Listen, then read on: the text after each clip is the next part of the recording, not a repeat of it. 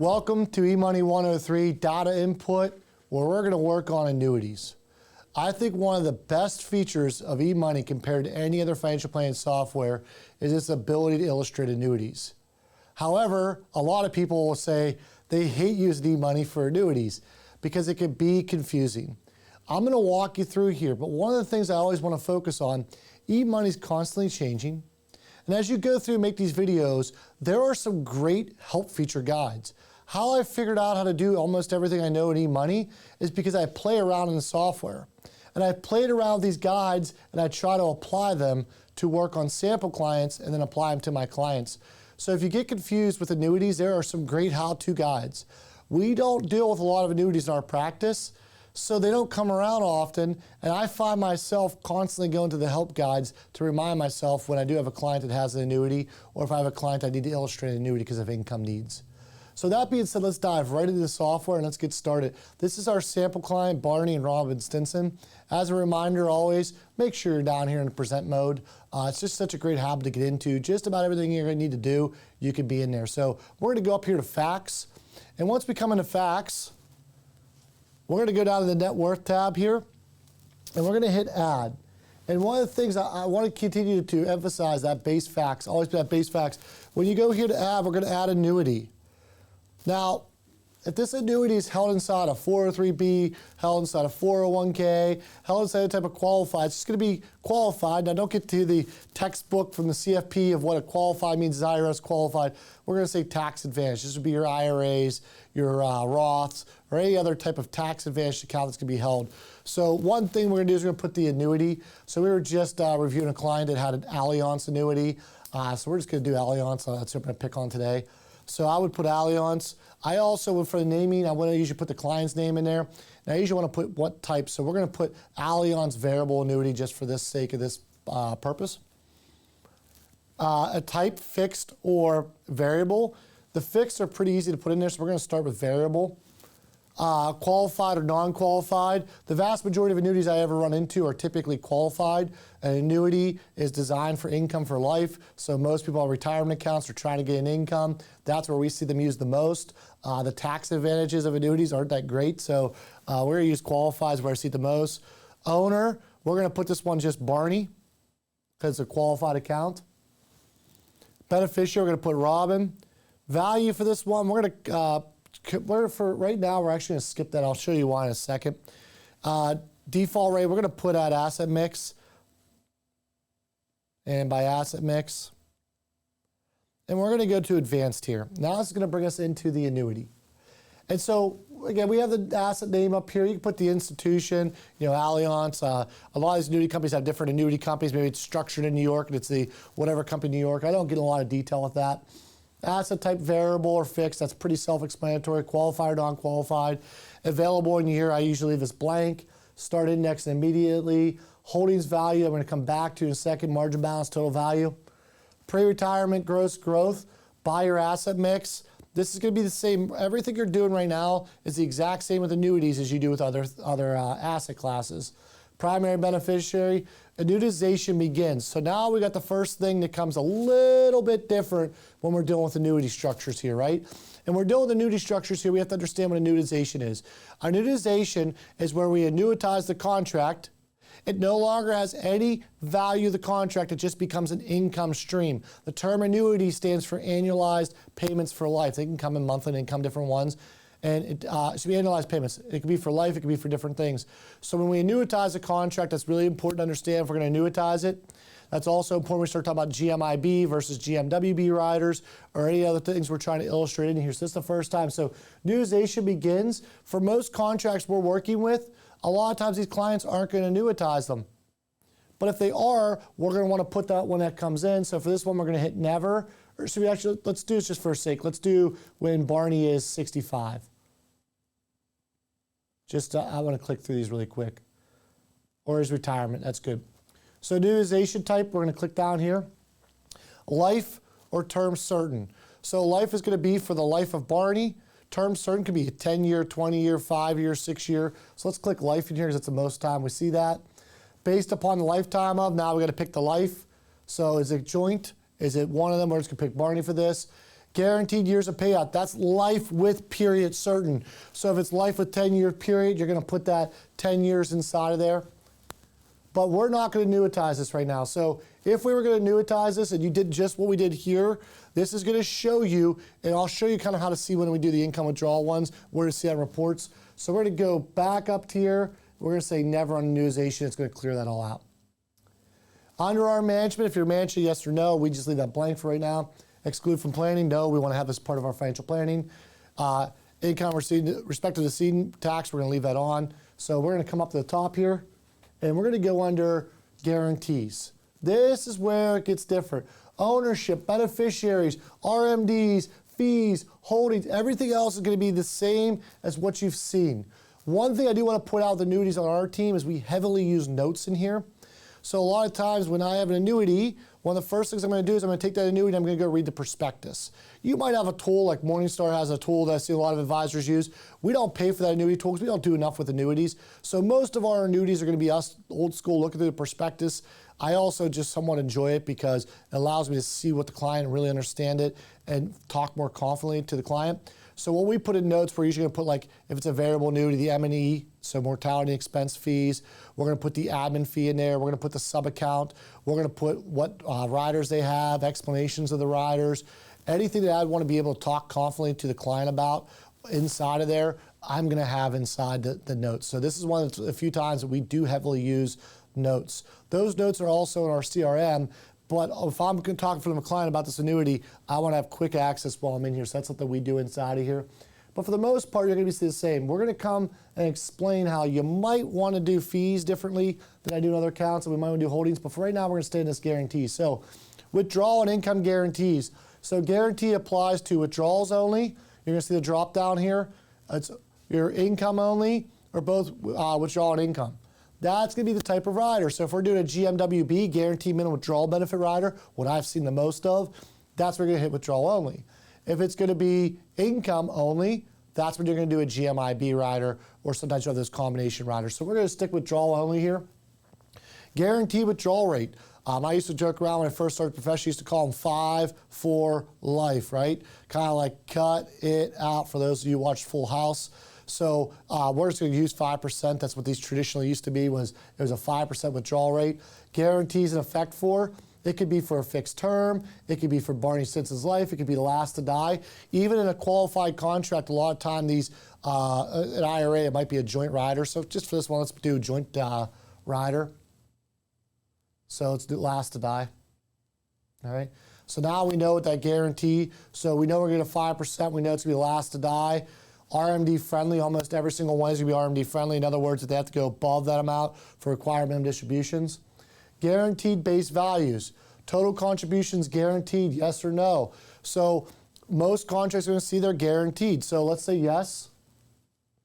Guaranteed return interest type. So typically what I see on some of these things are like a 5% simple, 7% simple. So it gives us that 5% and it's going to grow by a simple interest rate. So right here we're going to do a guaranteed investment, we're going to do a simple, and we're going to be based upon the original amount. So let's say this contract, let's do 500,000. I like easy math. Let's say the guaranteed return on contributions. And by the way, this is, I think, important. When you scroll over these, a lot of times with annuities, I do like these little tricks over here, little tricks over here on the side, because a lot of times I'm not doing annuities all the time and I forget it. It allows me to see this. So you can obviously see what that is. The guaranteed annual rate of return that is applied to the contribution base value, not applied to actual value. Blank means no guaranteed return. So really important to understand that, how that return is going to be on there. So for the withdrawal rate up here is 5%, but it's growing by a simple 7. I'm going to put a simple 7 here. So what that's going to show is 5% on the original contract, and it's increasing by 7%, simple per year. Really important to look at that contract, whether that's simple or compounding inside of there. Current total contributions base value, we don't have to worry about that right now because we already put that in there. So, and sometimes, by the way, if you want to put 500 in here, just put 500 twice. High watermark guarantee. So one of the things I love about what eMoney is doing here is it's going to Monte Carlo these assets based upon the sub-account options you pick inside of here, where a lot of other software is just going to look at the annuitization part of it. So a lot of these contracts typically do have a high watermark guarantee. So that's a really great thing to Monte Carlo out inside of there. So you have to look at the contract. Let's just put yes.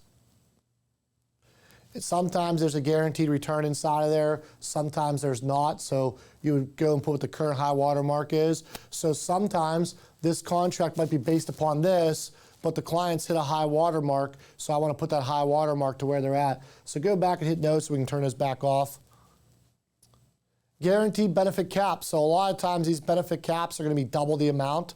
So let's just use for this, let's put $1 million. And sometimes they're age, like, so a lot of times we'll put age 85 in here because typically these things stop growing at age 85. And again, I see typical, I live in Western Pennsylvania. This is what I see. Maybe the books of business, the people you're working with, you see different things. But I've been a professional while and seen a lot of annuities. So I'm just giving you based upon what I see out there the most, but your book might be a little bit different. So these are just my assumptions. Guaranteed base values. So now we're in a death benefit guarantee. So that's our withdrawals. Now we're going to go death benefit. So typically, total contributions are guaranteed. I'm going to put yes, because the majority of contracts I see, that's typically called the standard death benefit of these variable annuities. Guaranteed return interest type, I'm going to put no growth, or so you put simple for right here so I can show this, and then we'll go back, put no.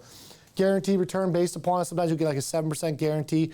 I actually had a client that had a 5% guarantee on their death benefit, and they're able to withdraw that 5% every year without affecting an income rider. It was this crazy thing. They got so we were able to have $1 million death benefit. It increased by $50,000. We take that $50,000 out every single year, lowered the value, but didn't lower the death benefit of the contract.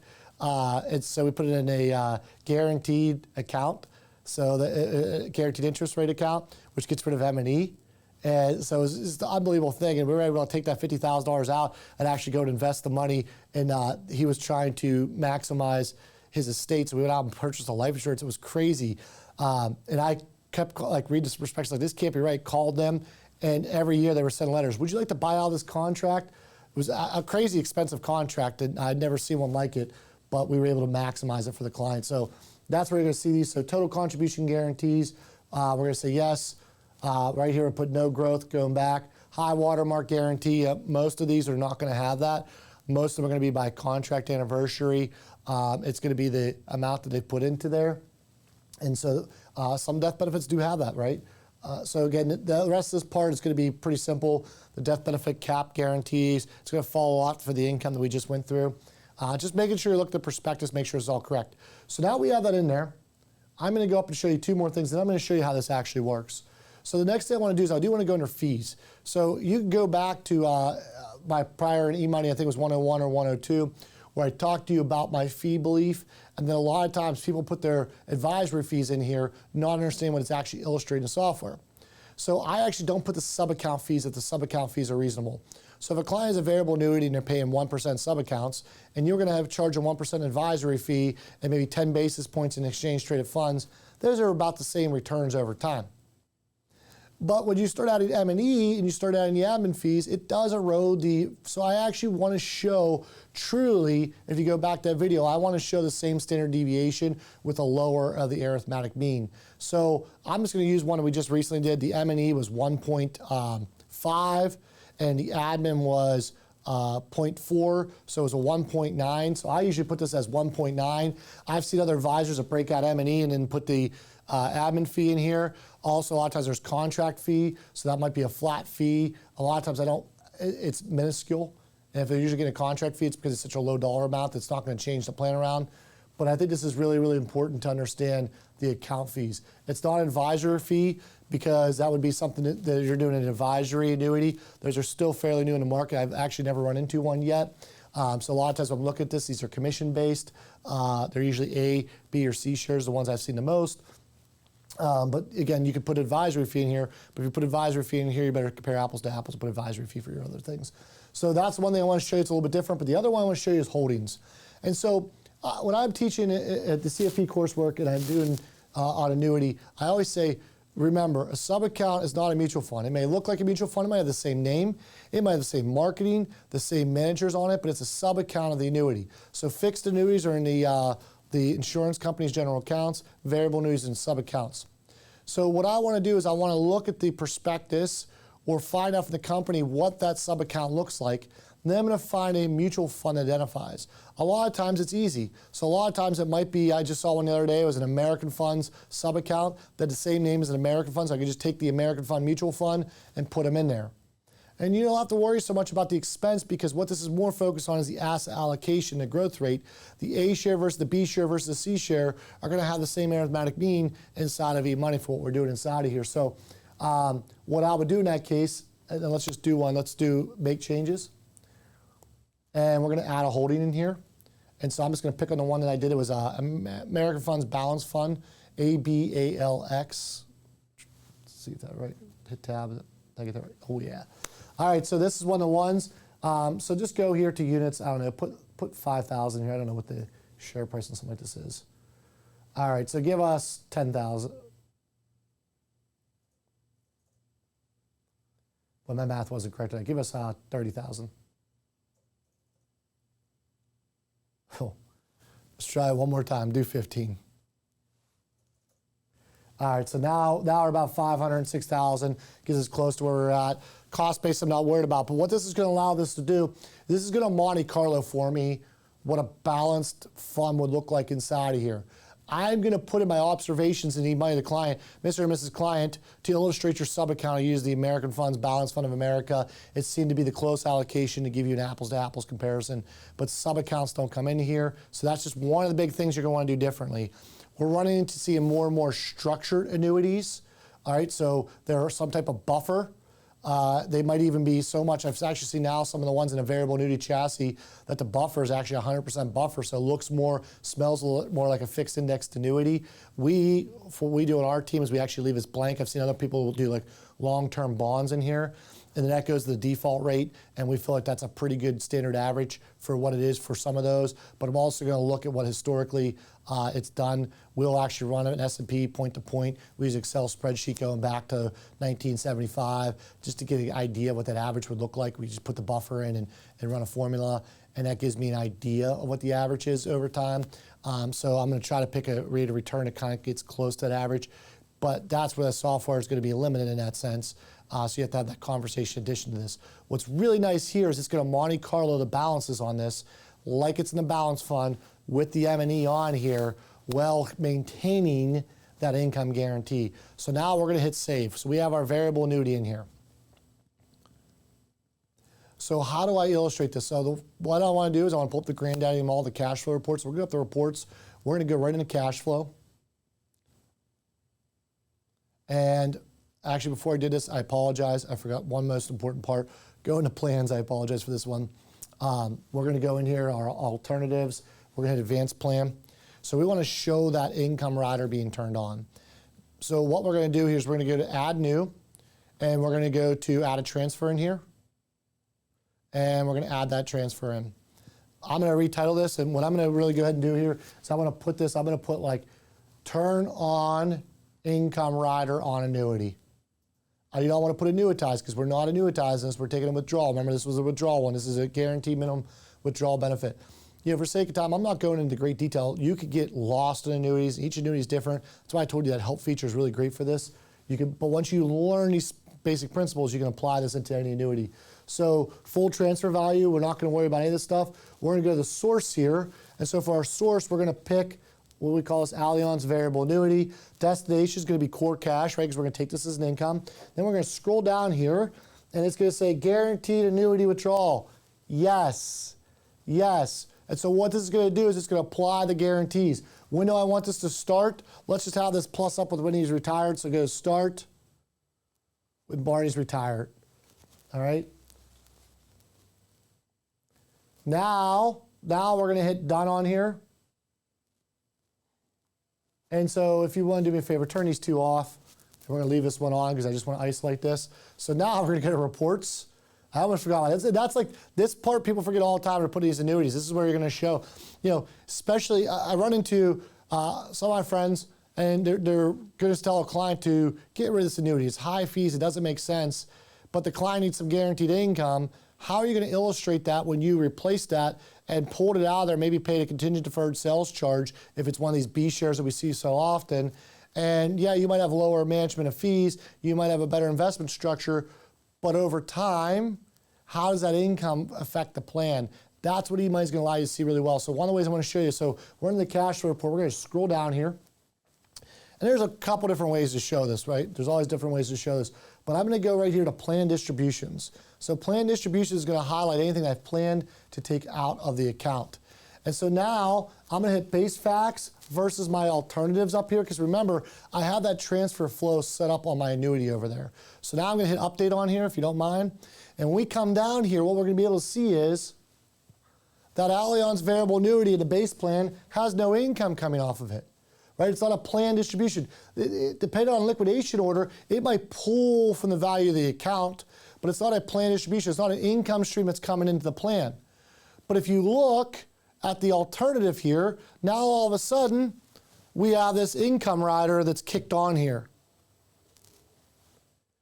So that income rider is kicked on. It's very, very important to see that. You can go under ledger to see this a little bit more detail. You can go under annuity report, by the way, and I'm just going to spend like 5 seconds on annuity report. I don't use it much, but if we go up to reports, go to all reports. And we're going to click up here on annuities. And you're able in the sub account here, you can isolate the annuity if you want. If you have like 3 annuities in there, I just did one more client with like 3 annuities in here. But essentially, it's going to allow you to come down. You can see some of this information, and you can start to see, right, the assumed value, the growth, the guaranteed contribution base, the guaranteed withdrawal percentages. This allows you to actually have a really easy conversation about the annuity if you're getting into the annuity. I like to not have that much detailed conversation about the annuity itself, right? It's about how does it affect the plan, and then go in and have this conversation. But I want to show you one other thing that's important to see here. So we're going to go back up to reports. And now that we're under reports, we're going to click on our detailed balance sheet, which is right here, our detailed balance sheet. And now what we're going to do is we're going to do a side-by-side, so base facts versus our alternatives over here. And I'm going to go up here. I'm just going to click this client out to like age 80.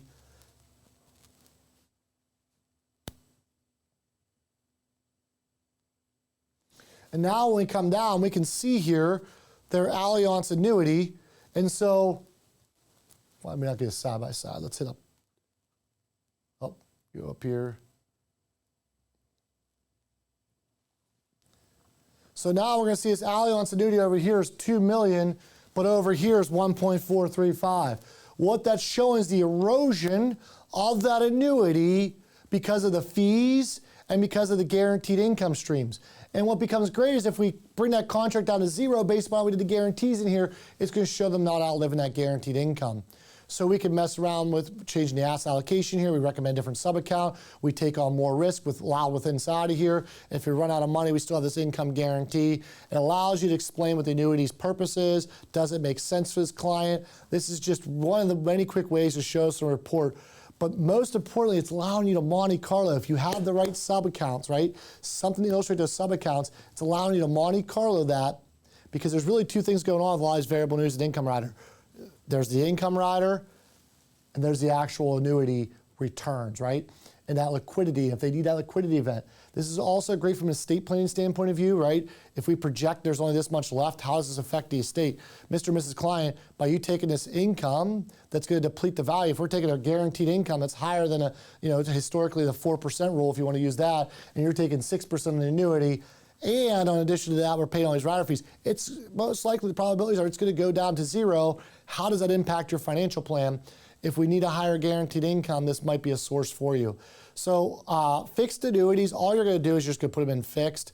There are some fixed annuities that have income guarantees. You just put the income guarantees, right? Those are becoming more popular, fixed indexed annuities with the guarantees. One of the only things I would just say is a lot of times the fixed annuities, just be careful. If you're locking in a fixed fee, I would only put the GMIR, guaranteed minimum interest rate, in there when I'm seeing a contract. Maybe the contract bought this high rate. Again, a lot of these are going to be fixed index, so most of those are going to be 3 to 5% is the interest rate over time historically. Whatever you want to do those, but outside of that, that's going to be the same. So the biggest thing is that gets people sideways with annuities is understanding how the income riders work, how to illustrate that inside of eMoney. This is just scratching the surface of what you can do with annuities, but hopefully this is unlocking a value for you and your clients to make informed decisions when it comes to annuities. Because what I've found is A lot of financial planning softwares are not great at illustrating the potential benefits and also the potential problems with annuities. They tend to be good at one or the other. I really think eMoney is a great software platform for this.